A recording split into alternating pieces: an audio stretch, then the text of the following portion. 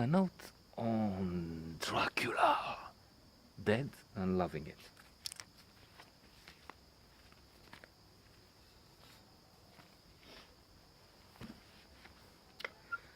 Mel Brooks is behind this motion picture, so we know it's it's a comedy. Outrageous at times, very funny. That's Mel Brooks, but I must say from the beginning that this is just 7 out of 10 on my scale. Far from uh, one of the best comedies in on my list. History of the World Part 1. That was outrageously funny. This is just doing it once in a while. It's also true, I must admit to that mindset. I've had quite enough of Dracula. I mean, he has been part of my life for so long. True, his myth helped in my business because I used to be in what they call today the hospitality industry. I was offering tours around the country, but most of the clients wanted to see Dracula's castle. That is, we had to go to Bran, a thing which has little to do with Dracula, which also in itself is, of course, a vampire, a myth, based to some extent on a real guy, historical figure, Vlad the Impaler, worshipped by some nationalists or nutcases here. Otherwise controversial. I mean, I'm for one not sure. Reading some history books that talk about myths and the fact that this is crazy thinking that we've been. This is a tendency for all nations, of course. We've been the greatest, the best here, and we stopped the Turks with guys like Vlad the Impaler, aka Dracula for some. And otherwise Paris would be invaded, Vienna would be burned down, all that kind of stuff. Heroic, but untrue. So I have some mixed feelings. And indeed, no matter what, I had to tell my point of view, of course, this one, that it's relative and that this guy had some definitely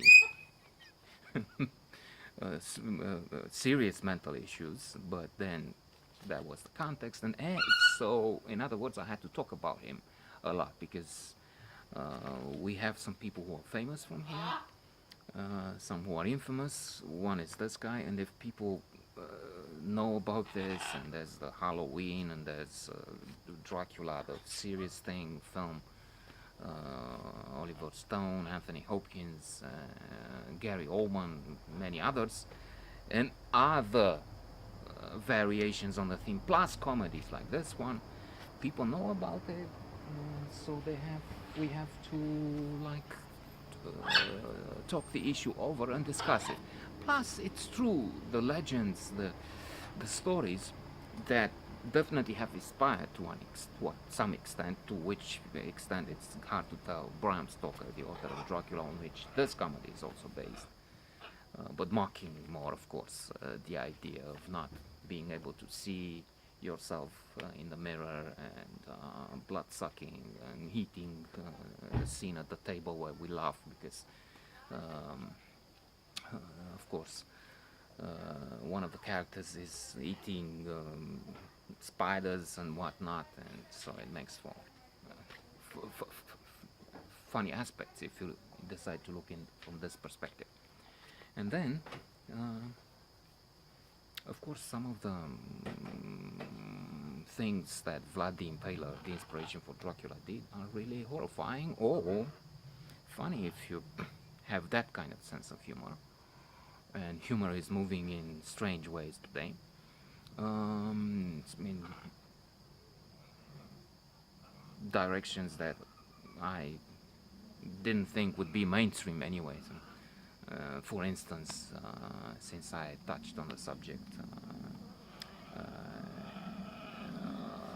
jokes you see on HBO with sexual positions.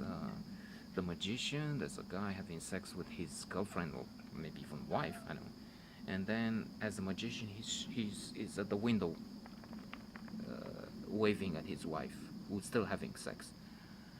As a magician, the idea would be that she thinks he's still there and he's a magician, but then it's someone else. And this is, I mean, and the dragon position, and it's the minivan. This was not mainstream, I think, a while back. But anyway, trying to return. Dracula, for instance, to mention just that story. At one point, he had envoys from a different land who had kept their hats on, and he asked, "Why is that?" Well, because that's their tradition, culture, you know. Yeah, okay, I will reinforce this tradition. I will make it stay, something like that. I don't have the exact words, the code, but the idea is that he put nails into their heads. That he nailed the hats to the head, if that's the tradition, which he obviously didn't like. And then, well, come to think of it, I have one more for the end.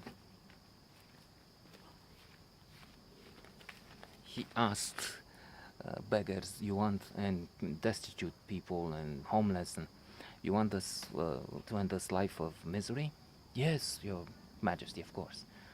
And he gave them a good meal, but set them on fire, all of them. Well, sick sense of humor, at the very least.